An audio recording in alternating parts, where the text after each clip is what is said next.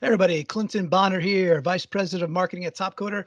Really excited and joined today to talk about crowdsourcing, talk about open innovation, talk about the gig economy. I'm sitting down virtually, of course. He's in the PNW. I'm over here on the East Coast in Connecticut, but sitting down with Paul Estes of Microsoft. Paul, how you doing? I'm fantastic. How are you?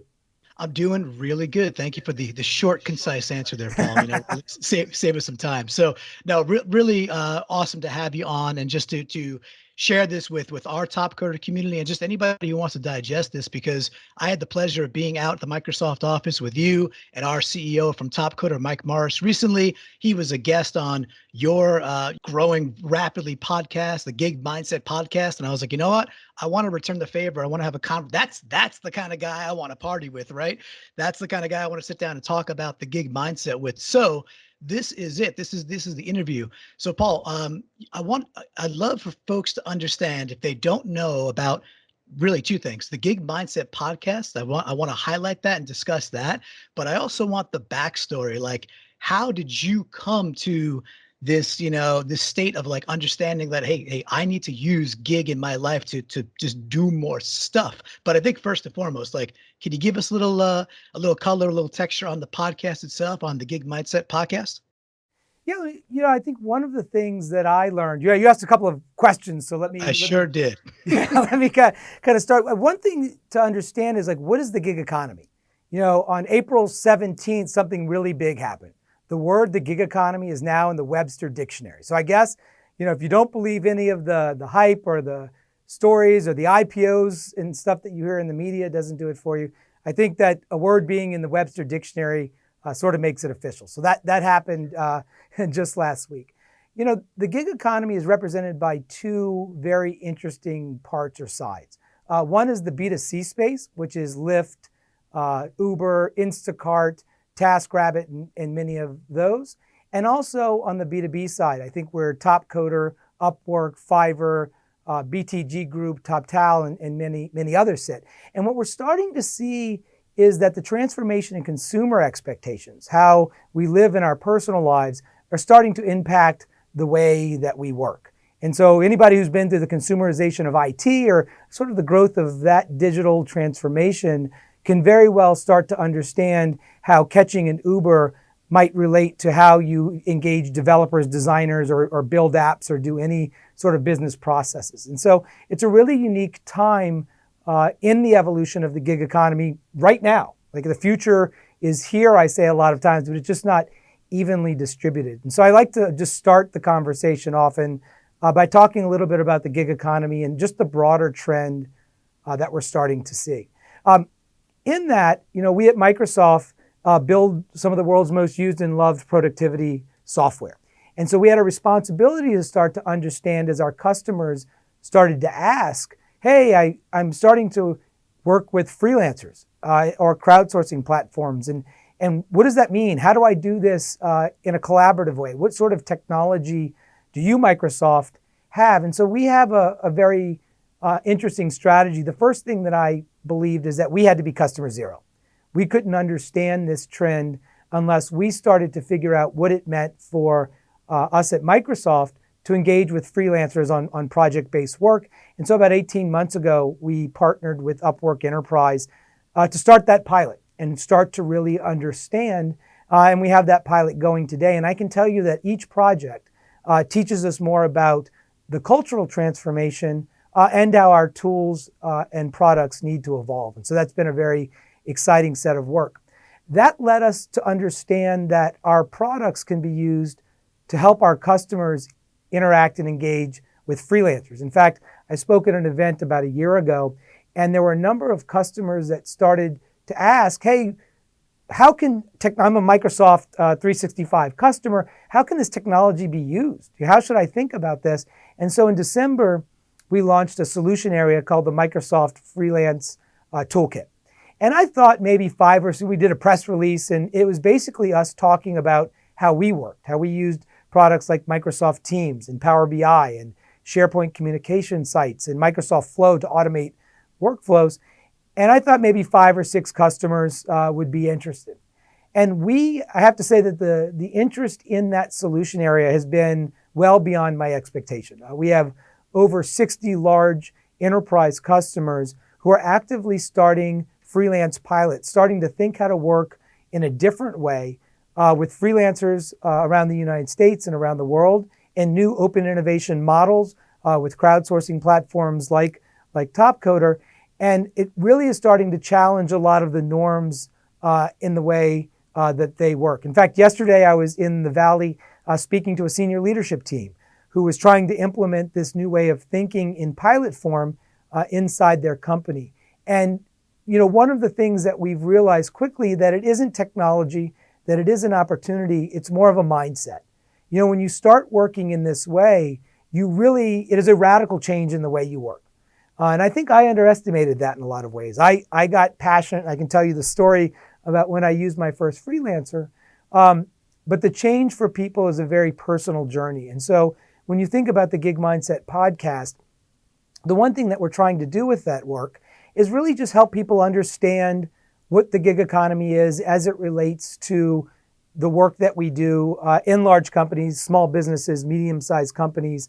What does it actually mean? And so we interview thought leaders, we interview freelancers, we interview the top CEOs, like Mike and Stefan Castriel over at Upwork, just to start to have a conversation with folks as they start to understand the gig economy and gig economy strategies. Awesome. Thank you for the backstory there too, Paul. And a couple of things there, like my first experience of when the Webster Dictionary mattered, of course, just besides being, the go-to place to spell things correctly and know the definitions, was when the Simpsons made it into there with the MEH for meh, so to Right. hear, Lisa and Bart say that on the couch, meh, but then to hear the gig economy has now matured to the state that it now is recognized by the authority of words as it is.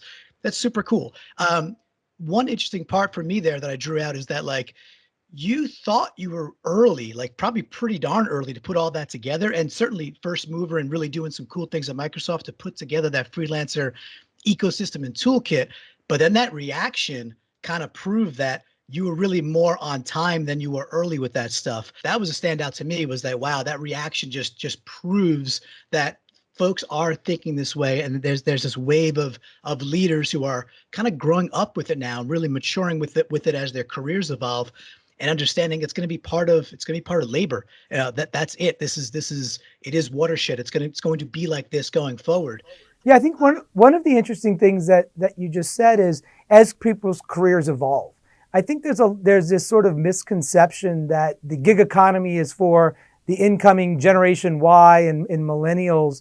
And what we're starting to see, at least in our experience, is that all people in all stages of their career are able to really engage with freelancers to reskill on the job. They're able to accomplish more in scale. And so whether it's the people that are coming right out of college or people that are later in their career, they're finding that this reskilling, this new way of working, is helping them not only scale their impact, but also sustain their relevance. We all want to make sure that we have skills that, keep us engaged at work. I mean, the famous Gallup poll that says, only 34% of people are engaged at work. We want more people to be engaged at work. We want people to be able to have relevant skills, especially as the focus on 21st century skills and AI and new technologies start to really push on the value of, what is full-time employment supposed to look like? Where is the value of humans in a world that is going to be filled with technology and many other things? And so, I like to debunk the myth that working with freelancers is only something that millennials and Generation Y people who are digital natives are used to, but also for any employee that may want to have impact or reskill. And I think it's been things squeezing both sides of that, let's say 40, 50-year-old. And when I say squeezing, I mean, well, they were exposed to it sometimes through something else first, through Airbnb, through Uber, through Grubhub, through Thumbtack, something where they found immediate value. And maybe that light bulb goes off and goes, wait a second, why can't I apply this in different ways? And obviously that's what you picked up and run with. It also reminds me too of a couple of years ago when they're like, well, maybe 10, 15 years ago now, like, hey, social media, that's really just for the new kids, and then you look at the demographics of who's using it more and more and more, and it's actually grandma, grandma's picking it up more than ever, right? Whether that's good or bad for Facebook stock, that's just the stats are what the stats are. But really interesting pieces there. So what's been the audience reaction so far? And I'm interested in the demographics. If you guys are tracking, like, what types of folks are listening to the Gig Mindset podcast, and can you kind of see, is it a wide range? Is it a small window, a small slice? Who's picking it up, and how's the audience receiving the podcast so far? Yeah, I think it's a really interesting question. So we're just starting to understand the demographics of people that use our internal pilot, the demographics of customers that, what areas and what demographics are customers seeing, and then also on the podcast. I think in many ways, as it relates to the gig economy and gig economy strategies inside companies, which is really where we're focused, knowledge workers, information workers in small business, mid-size, and large companies. Right now, we're really interacting with the early adopters. We're interacting with people that are willing to take risks, that are willing to experiment, that are willing to stretch outside of their comfort zone and try to learn something new.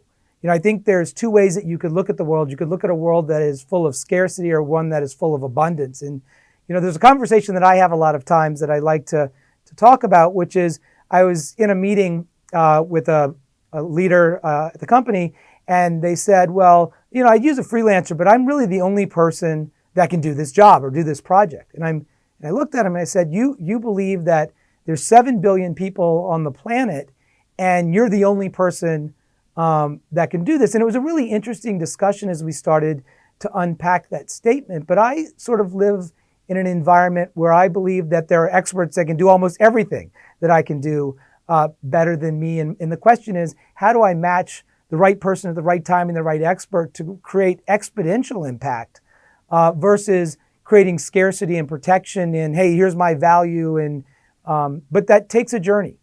For a lot of people, it's a different way of working, and that's what we're starting to learn. So back to your question, there's a lot of early adopters that are trying to think differently.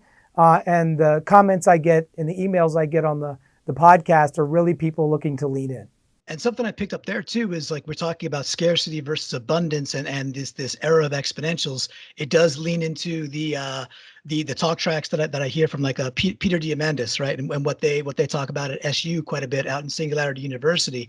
And to me, it's like I always compared when people are talking about crowdsourcing or open innovation, when they talk about edge technologies, like, oh wow, the future of AI, what 5G is going to do, what self-driving cars are going to propel, et cetera, advanced robotics, precision medicine.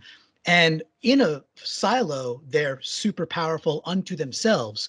When connected to crowd, when connected to the gig economy, where you could just have people at the edge coming in and out of work for you and helping you experiment with what are these edge technologies, you get this huge potential to try more things, try them more often. And that's really how breakthroughs happen. It's typically not some aha moment where you do one thing and you knock it out of the park. It's usually consistency and trying things over and over and over again, and taking enough swings and sticking with something. And I look at this convergence of some of these amazing technologies that are now happening right now, plus crowd, plus gig. And I'm on the abundance side.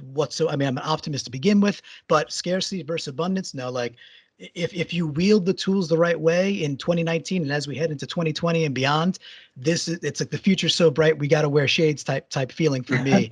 It's really cool. Yeah, I think the interesting thing is when I talk to folks, they leave inspired and thinking differently. Where it breaks down is putting it into practice. I think sometimes people forget that if you want to be a top athlete, or you want to go on a diet, or you want to just get better at any skill, that takes hard work. That takes a lot of practice. That takes continuous refinement and continuous learning. And that is the way of the gig mindset. This way of thinking, this way of engaging with freelancers that don't have shared context, way of communicating your goals, of breaking down projects into tasks, the way of delegating. How many of us are good at radical delegation? And then that taking all of those learnings and building a sustainable system and process around your work is a really big mountain to climb. And if you're able to do that, if you're able to learn these new skills, then I think to your point, the future is bright. It's an amazing unlock, but it doesn't come easily. And so when we live in a world where everyone's busy, where everybody's trying to reclaim time, where everybody's sitting at their jobs, don't even get me started in the amount of meetings and things that happen, you really have to start rethinking your relationship with time. You have to rethink how you're going to reskill. What skills do you actually need? And that's what I'm advocating with the gig mindset and the retraining that people can lean into as they think about how to make themselves exponential. Love the concept of radical delegation, or just the pairing of those two words. Really, really cool. My family calls it being lazy. So and then there's that. But typically the laziest people find the smartest solutions. So that there's Right. there's something there, right? There's a pearl there unto itself. So that is a clear kind of broad, wide aperture hurdle. Do you have any more granular hurdles that you've seen inside large organizations, whether it's Microsoft or whether it's folks that you've been consulting and going around talking with about this gig mindset, where it gets to be more like, let's say one or two layers more down of like a granular hurdle that they just can't overcome? Or is it that generic difficulty to put the right level of practice in that starts things before or stops things before they really start? It's a really interesting question. I think Mike and I talked about it on the podcast. We've been trained over time with the hierarchical command and control model, right? Whether that's our parents, whether that's school, whether that's the way they work. And so when you start with the idea of open innovation, when you start with the idea of leaning into a world full of experts or even technology, you start to say you're going to give up control and you're going to start trusting other experts.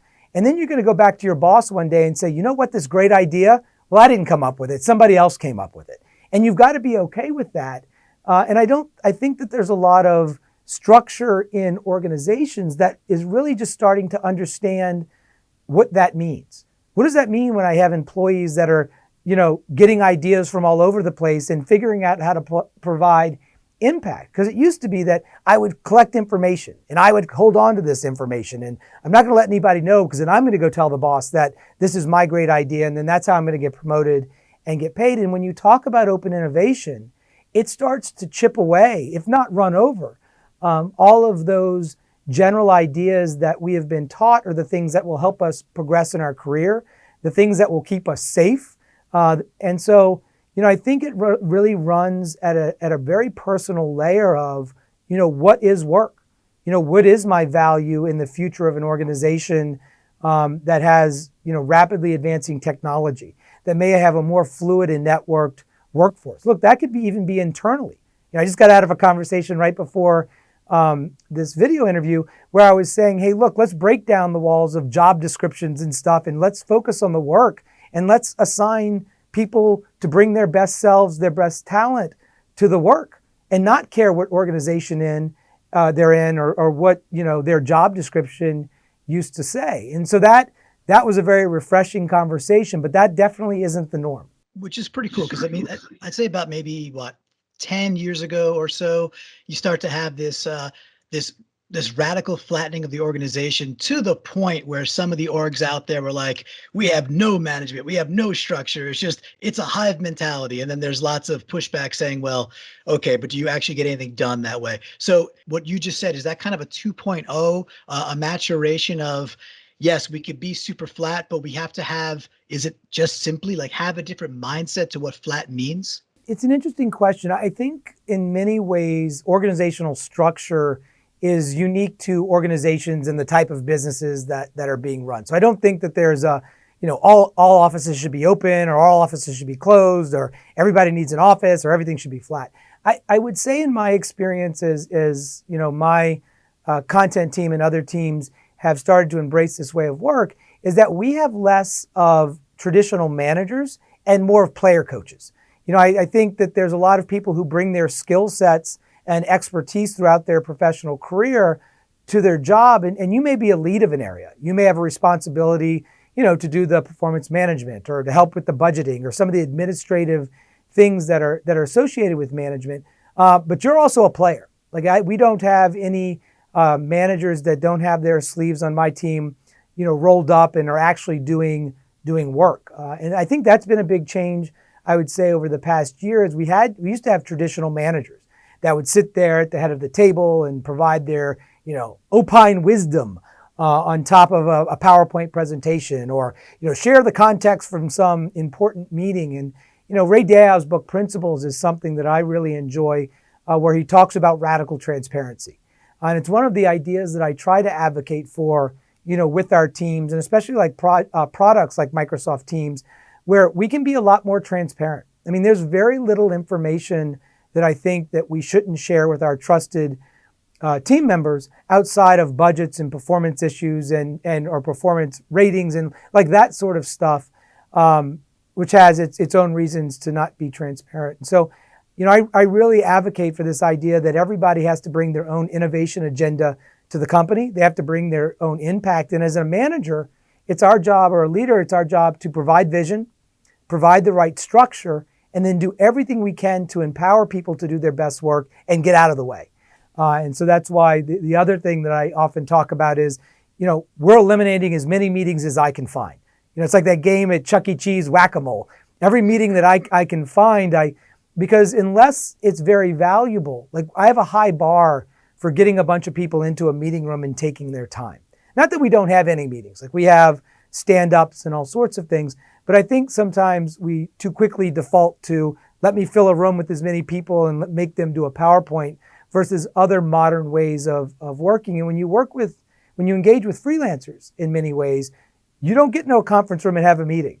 You write your specifications and outcome down, like you work in a different way. And so this gig mindset, or this way of working, is really starting to push on the norms of how I work, and I think how my broader team is working. Super cool notions there too, because I think it is a consequence of working in the gig mindset is exactly what you said. You will shape the way you do the work differently, and that elimination of meetings, like it's a thank the maker for me as well. I'm with you 100%. And when if this time today cancels at least one meeting, it's time well spent. Precisely. I'll second that and third that. And this concept of a player coach on your team too. So whether it's a Pete Rose or Reggie Dunbar for the Slapshot fans out there, how does a player coach coexist in the world of radical delegation? I look at that and say, then you have to be hyper selective with what you are going to do, and then really open the aperture wide to say, here's all the stuff I am not going to do. Can you give a little color onto that?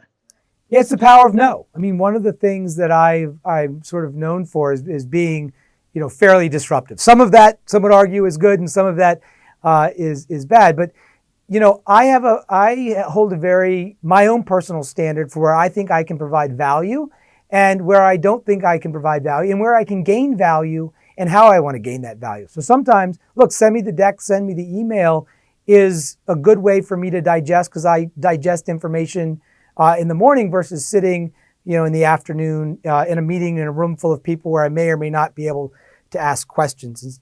I wrote an article called Death to Meetings, and it was to my amazing boss, Peter, to give him my perspective on how I thought we could evolve, our team culture. And the thing that you found that was, both Elon Musk and Satya and others are starting to have different relationships with their time and starting to feel responsible for how they bring teams together and take other people's times. And so I think we're at a point in time where we need to have a conversation about how we work together in more modern ways, how we start to be transparent. And for me, working with freelancers and engaging with freelancers in the work that we do is a way to practice that. It really starts to push on all of the norms that we talk about as it relates to the future of work, working remotely.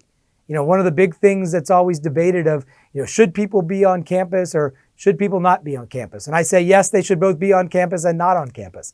But working with freelancers starts to help you practice all of these future of work concepts that we talk about. And so that's why I use the gig economy and the gig mindset as a way to create culture transformation within our team. Very cool.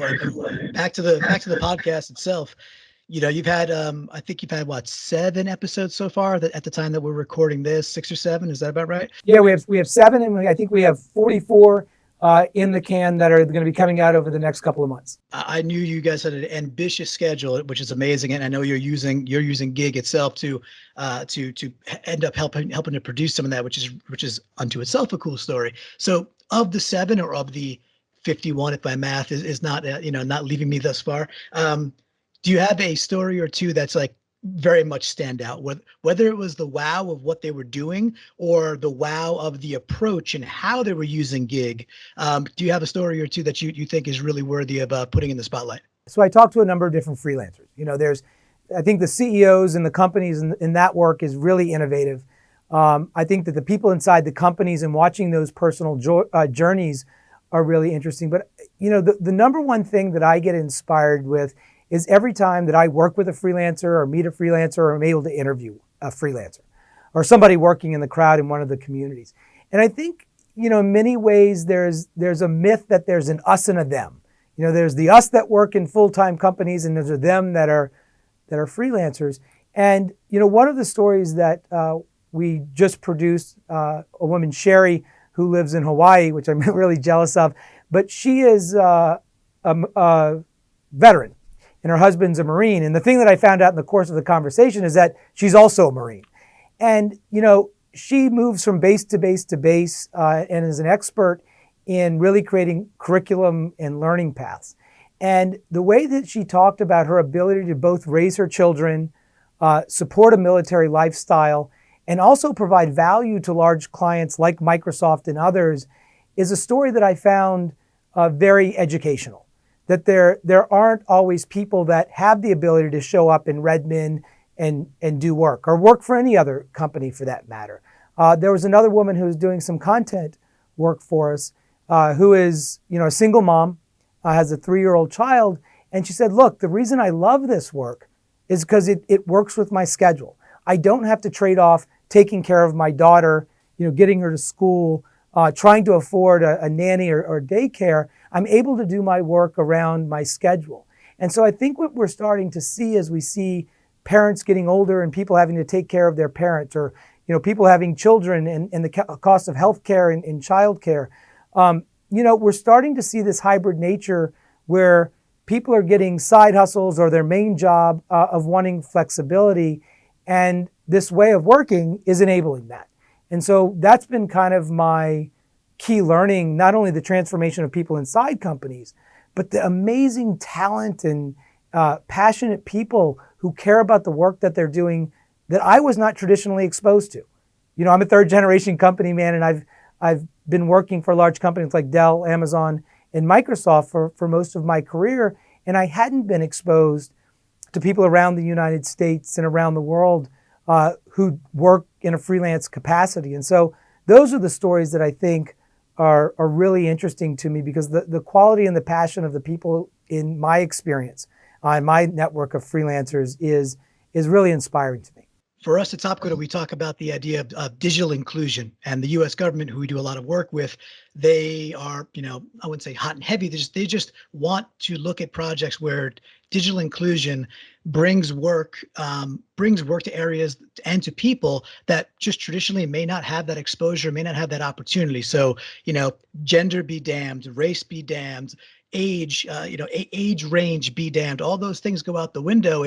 Are the skills there? Are you willing to learn and work in a new way? And in some models, are you willing to take a little bit of a risk as the talent itself? And in other models, are you willing to start out at a certain rate and build your book of business? But at the end of the day, it's more opportunity for more and more people, because for billions of us on Earth, we're holding a supercomputer in our hand now, and yet there's still billions of people who have never been online in their life just yet, which is just mind-blowing when you think about it, for the opportunity of what is to be. When we talk about abundance and we talk about digital opportunity, I just look at that the gig economy and crowdsourcing in general as a huge driver for bringing opportunity to many more people. It's really interesting that you talk about, we talk a lot about here, at least Microsoft and a lot of companies, especially in tech, around diversity and inclusion.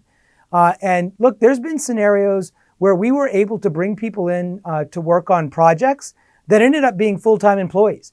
And they were diverse candidates, both from age or gender, but most especially the diversity of thought. And so this idea that you're going to interact with companies in a new way that will lead to opportunity that fits your working model is very much possible. There's a number of people that are in the network today that were stay-at-home moms, that were amazing career women before. They chose to stay home and raise their kids, which is very hard work, having two young children of my own. And now they have the time and space to get back involved in professional work. And this gives them an outlet to start getting involved with a number of different clients where that option may have not been there before. And so I do think that there is a really interesting opportunity around diversity and inclusion as it relates to this way of working. Totally agree there for sure. And then I do understand that you have also a gig focused event coming up in October. And I know it's kind of all part of this web you're weaving together of content and knowledge and just beating this drum over and over again. Can you give the audience a bit of flavor onto like what's the focus of this event? When's it taking place? And for the folks out there, who's the right audience? Who should which curious types should be the ones that should be get their butts in those seats? So 3 years ago, we started the Microsoft's first gig economy conference. And it was just an idea to start having a conversation across the company around the gig economy. And, we set up the event, we bought some boxed lunches, and I thought, maybe 30 people would show up. And we had 350 people from around the company show up and just want to learn, just become part of the conversation to learn more about what the gig economy was, how it was evolving, how it was relevant to the way we work and to our customers and to our products. Last year, we had an amazing keynote speaker, Lila Jana.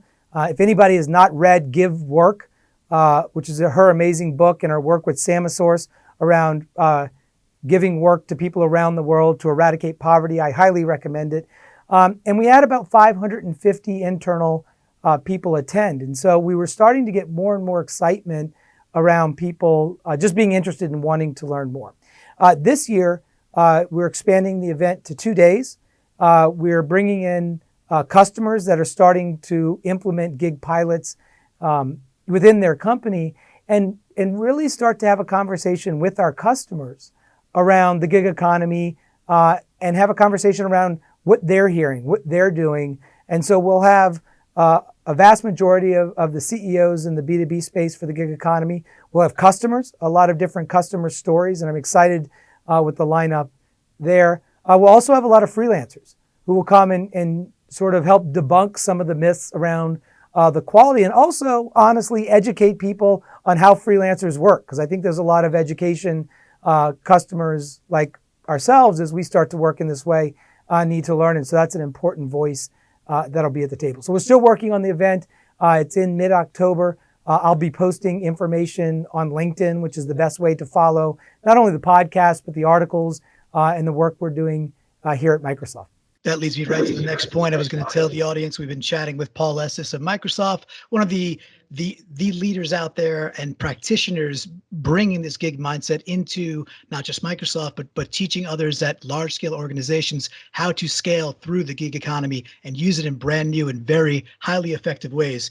So Paul, if they want to follow you on social, what's the best outlets for them to get in touch? Yeah, it's Paul F. Estes on Twitter. I publish a lot. I just actually curate a bunch of articles and try to curate the news of the day about the gig economy. You can also reach me on LinkedIn, Paul Estes, E-S-T-E-S, and then you can always go to www.gigmindsetpodcast.com to listen to our episodes there. Awesome. So easy to follow no matter what the heck you're on, iHeartRadio, iTunes, the Google Podcasts, go subscribe, drop some stars, 5 of them preferably, leave a comment. Most importantly, listen, digest, and connect with Paul. He's a rabidly open fella, and I mean that in the best way possible there. Thank you. I was called the other day the Tasmanian devil of the gig economy, and I think that's probably one of the more accurate representations. I see that as only positive, right? The one that brings the energy, disrupts things, breaks a few Acme boxes, and away you go, right? Go. So very cool. Well, Paul, it was a really pleasure to sit down, I would say, but virtually get this from coast to coast and have a really great discussion about this future of the gig mindset. Congrats on all the success of the podcast thus far, and for folks listening to this, go ahead, get over to Gig Mindset. podcast.com, subscribe, listen, and reach out because Paul's got something great cooking. Paul, thank you very much for the time today. Thank you so much. Take care.